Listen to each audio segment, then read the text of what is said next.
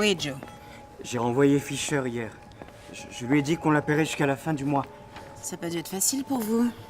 Par pitié, commencez pas, on manque déjà de personnel, elle nous était précieuse. Et je suppose que c'est une décision réfléchie et qu'il n'y a aucun risque de procès pour harcèlement sexuel. N'est-ce pas? Tant mieux.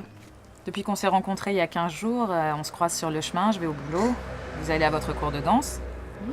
Et vous avez toujours pas répondu à ma question. J'ai déjà répondu. Je vous ai abordé dans le métro à l'heure de pointe, ça demande un sacré courage, non? Je vous ai répondu que je venais de rompre et que ça a été assez compliqué. Je vous demande pas en mariage. Je veux juste vous inviter à dîner. Vous êtes sûr que vous l'avez pas à guichet? Non. D'accord, encore une question. Vous avez bu de l'alcool? Une gorgée de vin. Je bois pas. Vous savez, un violeur, c'est pas forcément un inconnu. Ça peut être n'importe qui, il n'y a pas de règle. Et si vous le voyez en public, si vous dansez avec lui, si vous l'embrassez pour lui dire au revoir sans le provoquer, porter plainte, ça peut s'avérer aussi difficile que de se battre contre 5 prédateurs déchaînés qui essaient de vous violer.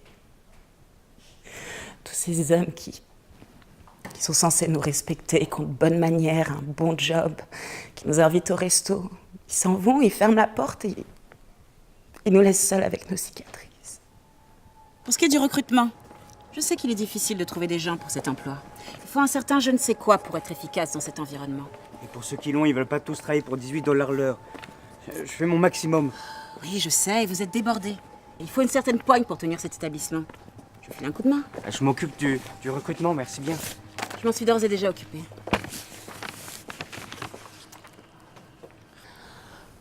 On a pu être trahis par des hommes qui nous connaissent et qui espèrent que, comme cet inconnu qui hante nos cauchemars, nous nous soumettrons.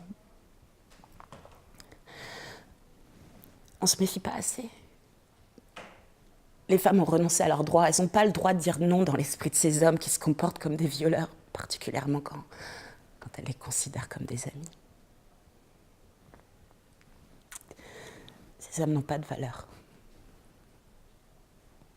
Ces hommes mériteraient d'être humiliés publiquement, traînés dans la boue qu'on leur enfonce 2 poings dans l'anus.